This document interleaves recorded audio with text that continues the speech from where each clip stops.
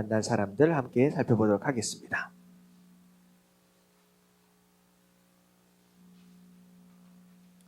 자, 제목 같이 한번 읽어볼게요. 새로 나눠드린 거. 제목 같이 시작. 근심하며 돌아간 부자 청년. 마가복음 10장 17절부터 나눠 말씀입니다.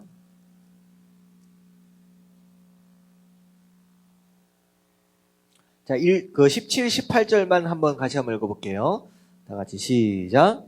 예수께서 길에 나가실새 한 사람이 달려와서 꿇어 앉아 묻자오되 선한 선생님이여 내가 무엇을 하여야 영생을 얻으리까?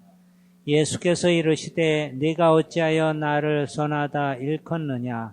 하나님 한 분 외에는 선한 이가 없느니라. 자, 예수님께서 길을 걸어가고 계시는데 어떤 사람이 달려와서 이제 묻는 거예요. 뭘 물어요?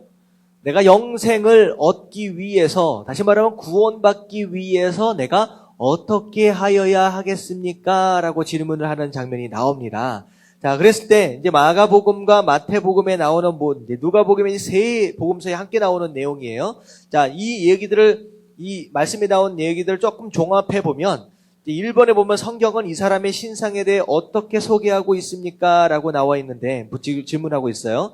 이제 전체적으로 설명하고 있는 내용들을 살펴보면요. 나이가 어떻게 되었느냐라고 얘기했을 때 이 사람은 굉장히 젊은 사람이었습니다. 그래서 나이하면 청년하고 쓰시면 돼요. 나이는 청년하고 쓰시면 돼요. 그리고 이제 이 사람이 이제 부자 청년으로 불려지게 돼요. 그래서 재산이 얼마나 많이 있느냐라고 했을 때 어떻게 많이 했어요? 큰 부자였다라고 쓰시면 됩니다. 큰 부자. 그리고 이 사람은 신분이 무엇이었느냐라고 했을 때 다른 복음서에 보면 이 사람은 뭐라고 써져 있어요? 관리라고 써져 있습니다. 관리. 이제 관리니까 어느 정도 이제 공무원이에요. 이제 오늘날에 그냥 그런 공무원이 아니라 어느 정도 지위가 있는 사람이에요. 그러니까 청년에다가 큰 부자에다가 공직까지 가지고 있었다라고 한다면 이 세상에서 누릴 만한 것이 아쉬운 게 있을까요? 없을까요? 없어요. 그러니까 부귀영화를 다 누려요. 근데 나이가 많아가지고 어디 있으면 죽을 것 같다. 그러면 이것도 별로 이제 소용 없잖아요. 부귀영화 다 누리고 있는데 나이가 어때요? 젊어요. 그러니까 얼마나 짱짱한 인생입니까? 정말로 부족한 게 하나도 없는 정말로 잘 나가는 인생이었다라고 하는 거예요. 자, 밑에를 보면요. 마태복음 19장 22절을 보니까 이 청년은 재물이 많음으로 하고 나중에 얘기를 하고 있어요. 그러니까 결국은 부자였다라고 하는 얘기예요. 밑에 이제 나오는 이걸 보시면 됩니다. 누가복음 18장 23절을 보니까 그 사람은 큰 부자이므로 라고 얘기하고 있어요. 누가복음을 보니까 어떻게 설명하고 있냐? 어떤 관리가 물어 이르되 선한 선생님이요. 그러니까 이게 동일한 인물입니다. 그러니까 위에 청년이었다, 큰 부자였다, 관리였다라고 하는 내용 우리가 이제 생각하시면 됩니다. 백그라운드입니다. 그 이 사람이 가지고 있는 신상 정보예요. 자, 밑에 보면 하지만 그는 어떤 자세로 예수님께 나오고 있습니까? 17절에 보니까 예수님을 뭐라고 불러요? 선한 선생님이요 라고 불러요. 자, 예수님은 지금 직업이 뭐예요? 사실은 원래 나사렛 출신의 목수에 불과합니다. 요즘 좀 기적을 일으키고 다닌다라고 하여 사람들에게 인기가 많이 있는 그냥 그런 정도의 수준이에요. 근데 이 사람은 관리예요. 부자입니다. 집안도 좋았을 것 같아요. 자, 그랬는데 이 사람은 예수님 앞에 나와서 선한 선생님이요 라고 부릅니다. 어떻게 보면 이 사람은 인격적으로 어떤 사람인 것 같아요? 인격적으로 괜찮은 사람인 것 같아요. 겸손한 사람인 것 같아요. 품위가 있는 사람인 것 같습니다. 이 관리다라고 하는 건 직위가 있다라고 하는 건데 어떤 정도 수준이 올라가 있으면요.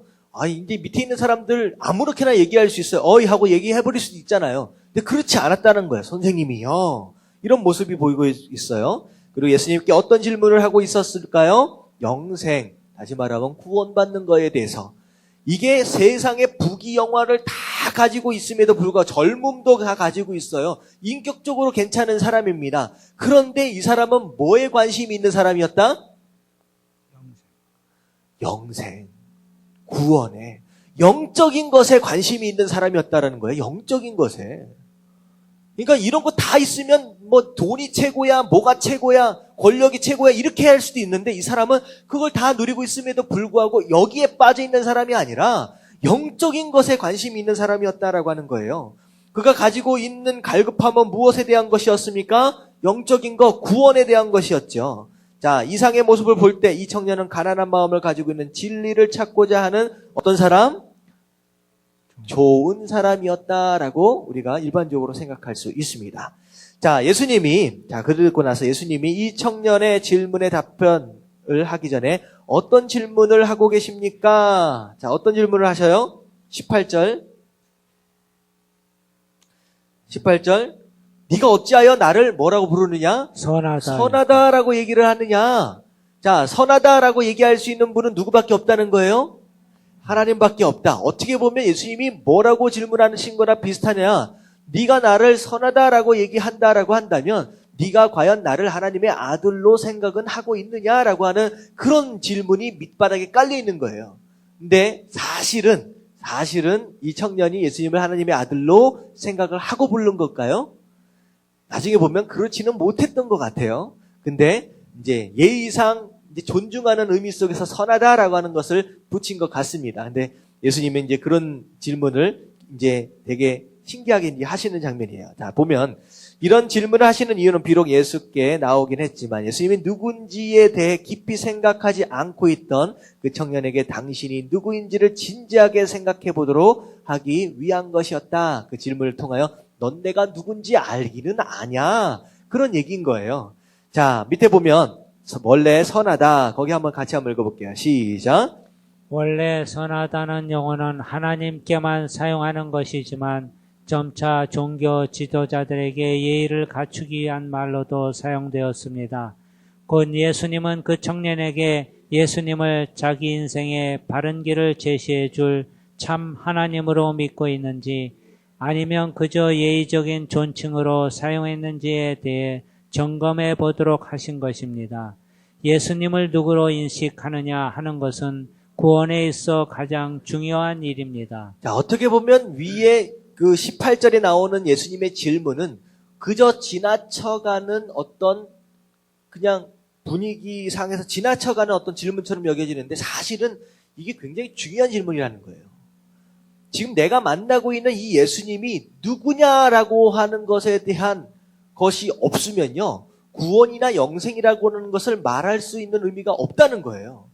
결국은 구원은 무엇으로부터 오느냐? 영생은 무엇으로부터 얻어지게 되느냐? 예수 그리스도가 누구냐라고 하는 것을 정확하게 아는 것에서부터 시작된다는 거예요. 그분이 누군지를 모른다라고 한다면 그분과 내가 무슨 관계가 되느냐는 더 이상 생각해 볼 그 여지가 없는 거죠. 그러니까 예수님은 뭘 말씀하신 거냐? 너가 정말로 영생을 얻고자 하라고 한다면, 네가 정말로 구원을 얻고자 한다고 한다면 내가 누군지 정확하게 알아야 한다라고 하는 거예요. 여러분들 예수님이 누구십니까? 예수님이 누구세요? 우리의 구원자, 우리의 주님. 여기에 대한 확실한 것이 있어야 된다라고 하는 거예요. 내가 누군지를 정확하게 하나님의 아들이냐라고 하는 걸 네가 확실히 믿고 있느냐라고 하는 거예요. 이게 굉장히 중요한 것이기 때문에 예수님께서는 지금 짚고 넘어가시는 것이다라고 지금 얘기를 하시는 겁니다. 자, 3번 볼게요. 예수님은 영생을 얻는 길에 대하여 무엇을 말씀하셨습니까? 자, 무엇을 말씀하셨어요? 19절. 내가 계명을 안 하니 살인하지 말라, 간음하지 말라, 도둑질하지 말라, 거짓 증거하지 말라, 속여 빼앗지 말라, 내 부모를 공경하라 하였느니라 라고 말씀하시면서 쭉 말씀을 쭉 하시는 거예요. 지금 10계명, 지금 무슨 계명을, 이것은 무슨 계명의 내용입니까? 10계명에 대한 내용이죠. 자, 예수님은 10계명 중에 왜 이웃사랑에 대한 계명만 언급하셨을까요? 왜 그러셨을까요? 이게 사실은 예수님 이제 10계명에 보면 1계명부터 4계명까지는 누구와의 관계예요? 하나님과의 관계예요. 그리고 나서 이 밑에 5계명부터 10계명까지는 누구와의 관계예요? 이웃과의 관계예요. 지금 예수님께서 이 청년에게 지금 무엇에 대한 관계를 지금 집중해서 물어보고 계시냐? 이게 지금 하나님과의 관계는 문제가 없어 보이는 거예요. 근데 5계명부터 6계명까지의 이웃과의 관계, 이웃과의 관계에 대한 계명을 네가 지키고 있었느냐 없었느냐라고 하는 것을 더 지금 짚고 넘어가시는 거예요. 그래서 요한일서 4장 20절 말씀 함께 읽겠습니다. 시작. 누구든지 하나님을 사랑하노라 하고 그 형제를 미워하면 이는 거짓말하는 자니 보는 바 그 형제를 사랑하지 아니하는 자는 보지 못하는 바 하나님을 사랑할 수 없느니라. 자, 1계명부터 4계명까지 나는 하나님을 사랑합니다. 하나님을 섬깁니다. 경배합니다 하면서 하나님 열심히 섬기는 것 같지만 5계명부터 6계명까지의 이웃을 사랑하지 않는다라고 한다면 뭐라는 거예요? 하나님을 사랑한다라고 하는 말이 뭐라고요? 거짓말이다라고 얘기를 하는 거예요. 다시 말하면 너희가 눈에 보이는 이웃을 사랑하지 않으면서 눈에 보이지 않는 하나님을 사랑한다라고 한다면 그건 말이 된다 안 된다? 안 된다라고까지 말씀을 하시는 거예요. 그렇기 때문에 예수님께서 이웃의 사랑, 이웃 사랑에 대한 그런 계명 5계명부터 10계명까지의 이야기를 말씀하시면서 네가 그 계명을 지키고 있느냐라고 물어보세요. 그랬더니 이 청년의 대답이 재밌습니다. 이에 대한 청년의 대답은 무엇입니까? 20절 말씀 다시 한번 읽어볼게요. 20절 다 같이 시작. 그가 여짜오되 선생님이여 이것은 내가 어려서부터 다 지켰나이다. 자, 뭐라 그래요? 내가 이 계명을 다 지켰다. 자, 어떤 근거에서 자기가 이 계명을 다 지켰다라고 얘기하는지 알 수는 없습니다. 근데요, 저는 어떻게 보면 이 청년의 이 대답이 참 대단한 대답인 것 같아요. 생각해 보세요. 그냥 적당히 그냥 하면 하고 말면 말고라는 그런 인생을 살아왔다라고 한다면 이런 대답을 할 수 있을까요? 없을까요? 없어요. 이제 사실은 하나님의 기준에서 미치지 못했겠지만 스스로 이런 대답을 할 수 있다라고 하는 것은 어쨌든 살아오면서 이런 계명을 지키기 위해 뭐 했다는 거예요? 노력. 최선을 다하는 모습을 살았다라고 하는 거예요. 이것만 가지고서도 저는 이 사람은 참 영적으로 육적으로 하여튼 여러 가지로 참 대단한 사람이다라고 생각할 수밖에 없는 상황입니다. 자, 밑에 보면요. 그의 고백대로 이 청년은 외적으로는 율법을 철저하게 지키고 있었습니다. 하지만 그것이 구원에 대한 그의 불안감을 없애주지는 못했습니다. 이것은 율법으로는 결코 의롭다함을 얻을 수 없음을 보여줍니다. 이게 무슨 얘기냐? 10계명을 다 지켰어요.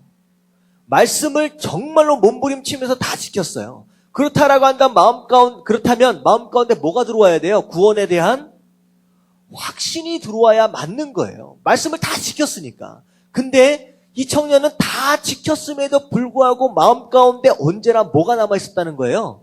내가 과연 영생을 얻는 것인가, 구원을 받은 것인가에 대한 불안감이 계속 마음에 있는 거예요. 결국은 무슨 얘기냐? 우리가 율법을 다 지킨다고 해서 구원을 받을 수 있다, 없다? 없다라는 얘기입니다. 자, 보면 로마서 3장 20절 말씀. 로마서 3장 20절 말씀 다 같이 한번 읽어볼게요. 시작. 그러므로 율법의 행위로 그의 앞에 의롭다 하심을 얻을 육체가 없나니 율법으로는 죄를 깨달음이니라. 자, 결국은 무슨 얘기냐? 율법을 아무리 다 지킨다라고 해도, 아무리 열심히 지킨다라고 해도 그것으로 말미암아 의롭다 하심을 얻을 수 없다라고 말씀하시면서 결국은 율법의 역할은 뭐라는 거예요? 네, 율법의 역할은 무엇이냐? 구원을 받는 것이 아니에요. 율법의 역할은. 율법으로 인하여서 내가 죄인이구나라고 하는 걸 깨닫도록 하는 거라는 거예요. 율법을 통하여. 그래서 내가 율법을 막 지키려고 하다 보니까 내 삶 가운데 누가 필요한 거예요? 예수님이 필요하다라고 하는 걸 알게 되는 거예요. 그러니까 다시 말하면 내가 율법을 지키려고 애를 쓰고 노력하고 몸부림치는 그런 노력이 없으면요. 예수님이 내 삶 가운데 필요하다라고 하는 걸 알 수 있어요, 없어요? 없다는 거예요. 당신은 죄인입니다 라고 얘기했을 때 내가 왜 죄인이야 라고 얘기한다면 이것은 시작부터 애매해지는 거죠. 내가 죄인이 아닌데 어떻게 왜 예수님이 필요하냐는 거예요. 내가 죄인이다라고 하는 걸 알아야 나의 삶 가운데 구원자가 필요하구나라고 하는 걸 깨닫는 거잖아요. 그러니까 이런 얘기입니다. 율법을 통하여 아무리 지키려고 해도 안 지켜지는 나. 결국은 내 인생 가운데 구원자가 필요하구나. 예수님이 필요하구나. 예수님 없으면 나는 결코 구원받을 수 없구나라고 하는 걸 알게 된다라고 하는 거. 그게 바로 율법의 역할입니다. 자, 그리고 나서 5번입니다. 예수님이 이 같은 청년의 모습을 어떻게 보셨습니까? 21절 어떻게 보셨어요? 앞에 부분만 읽어볼게요. 시작. 예수께서 그를 보시고 사랑하사 여기까지요. 이르시되. 여기까지요. 예수님이 그를 보시고 어떻게 하셨어요? 사랑하셨대요. 자, 봐요. 처음부터 한번 쭉 한번 이 청년의 스토리를 한번 봐봐요. 이것도 해보고 막 풍성한 가운데 정말로 부귀영화 젊음을 다 누린 가운데 영적인 곳에 관심이 있어요. 그리고 율법도 다 지키려고 애를 써요. 더군다나 예수님께 나와서 선생님이요, 선한 선생님이요, 예의도 있어요. 참 괜찮은 사람이에요. 그런 이 모든 것을 보니까 예수님이 보실 때 마음이 흐뭇한 거예요. 물론 예수님이 누군지를 아직 모르는 상황이지만 이 모든 것들을 볼 때 참 괜찮은 청년이다라는 마음이 드는 거예요. 그래서 뭐라고 생각하셨냐? 사랑하셨다. 자, 이제 네가 마지막 구원을 이루기 위해서, 영생을 얻기 위해서 마지막 단계 그거 하나만 잡으면 되는 그런 거예요, 지금 상황이. 자, 그랬을 때 이 밑에를 한번 읽어보면요. 예수님은 그 청년이 젊고 부자이고 명예도 있을 뿐 아니라 종교적으로도 흠이 없는 사람이었지만 그런 것으로 인해 자기 만족에 빠져 살지 않고 가난한 마음을 가지고 있었기 때문에 사랑의 눈으로 보셨다. 그리하여 예수님은 그에게 한 가지 부족한 것을 채울 수 있는 방법으로 무엇을 제시하셨습니까? 자, 무엇을 제시하셨어요? 21절 그 뒷부분에 읽어볼게요. 이르시되 내게 아직도 한 가지 부족한 것이 있으니 어떻게 하라? 가서 내게 있는 것을 다 팔아 가난한 자들에게 주라. 그리하면 하늘에서 보화가 내게 있으리라. 그리고 와서 나를 따르라 하시니. 자, 어떻게 했어요? 가서 뭘 하라는 거예요? 재산이 많은데 그 재산을 다 팔아서 누구에게 줘라? 가난한 자들. 결국은 그 이웃 사랑한다라고 하는 것을 어떻게 하라는 거예요? 몸소 실천하라라고 하는 거예요. 그리고 나서 이 청년에게 정말로 마지막으로 원했던 것이 무엇이냐? 그거 다 팔고 나서 어떻게 하라? 이제는 나를 따라라. 나를 따라라라고 말씀하셨어요. 자, 예수님은 왜 이 같은 도전을 하셨을까요? 왜 이 같은 도전을 하셨을까요? 자, 여기에서 제가 아까 아침에 아브라함 얘기했을 때 뭐에 대해서 설명을 했느냐? 하나님께서 아브라함을 이삭을 통하여 시험하신 이유가 이삭이 뭐가 되지 않도록 하기 위해서 시험하셨다고요? 우상이 되지 않도록 하기 위해서. 이것도 마찬가지입니다.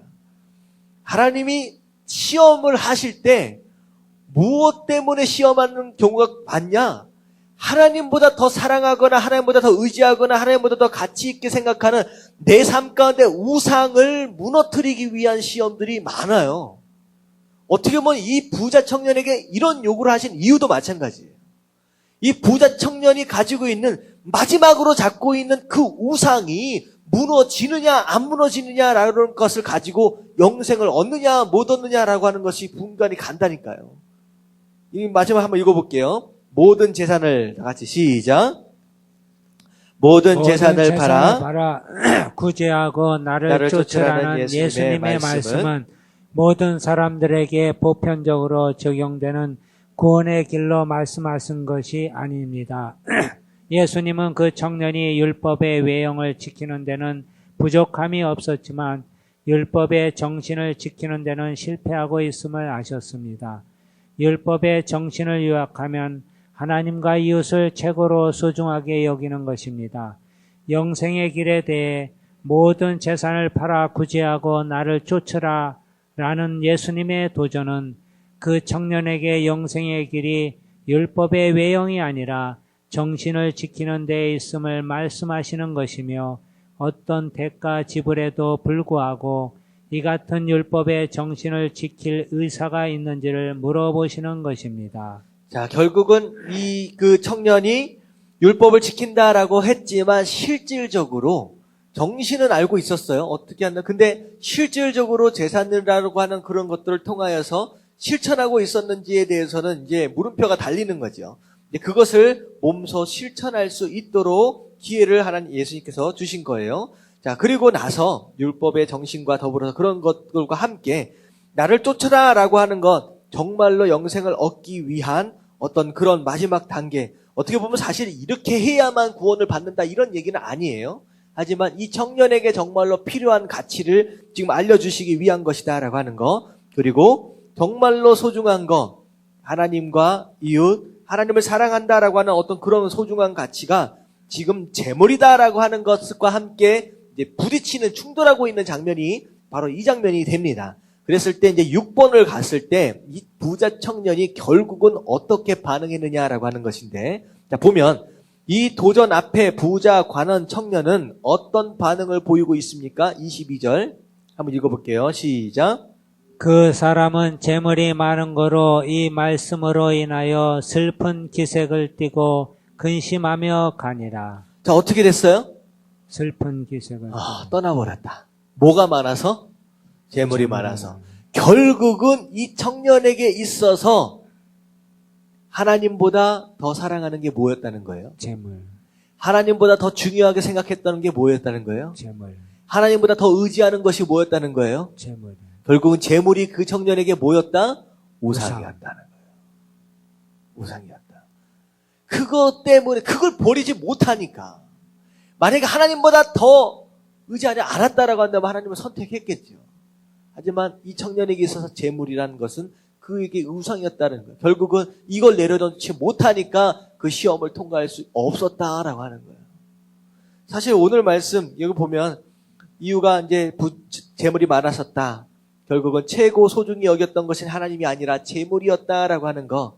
하나님과 이웃보다 재물을 소중히 여기는 사람은 결코 구원의 길을 얻을 수 없다. 하나님보다 더 소중히 여기는 우상이 있을 경우는 안 된다라고 하는 거예요. 왜냐? 마태복음 6장 24절 같이 한번 읽어볼게요. 시작. 한 사람이 두 주인을 섬기지 못할 것이니 혹 이를 미워하고 저를 사랑하거나 혹 이를 중히 여기고 저를 경히 여김이라. 너희가 하나님과 재물을 겸하여 섬기지 못하느니라. 자, 하나님도 잡아보고 재물도 한번 잡아보고 이거 안 된다라고 하는 거예요. 그래서 자, 결국은 여기에서 이 청년이 실패를 하고 맙니다. 근데 이제 사실은 여기에서 우리가 뭘 생각해야 하느냐? 나는 내 안의 우상은 무엇이냐라고 하는 거예요. 내 안의 우상. 이게 이제 여기가 중요한 거예요. 내가 하나님보다 더 사랑하는 것이 있느냐라고 하는 거예요. 내가 하나님보다 더 의지하는 것이 있느냐라고 하는 거예요. 내가 하나님보다 더 가치 있게 생각하는 것이 있느냐라고 하는 거예요. 이거는요, 그냥 간단하게 얘기하면 내 삶 가운데 하나님과의 교제와 하나님과의 예배를 방해하는 그 무엇이 존재하고 있느냐라고 하는 거예요. 예배를 방해하는 그 무엇인가가 있다라고 한다면 그게 내 삶 가운데 우상일 수 있다라고 하는 거예요. 그게요, 여기 부자 청년처럼 재물일 수도 있습니다. 나의 어떤 자존심일 수도 있어요. 내 가족들일 수도 있어요. 내 환경일 수도 있습니다. 내 어떤 욕심이나 내 꿈이나 나의 비전일 수도 있어요. 이런 것들이 하나님보다 더 앞서가고 있다라고 한다면 그것을 내려놔야 된다라고 하는 거예요. 그걸 내려놓지 않으면 하나님과 상관이 없는 인생을 사라질 수 있다라고 하는 거예요.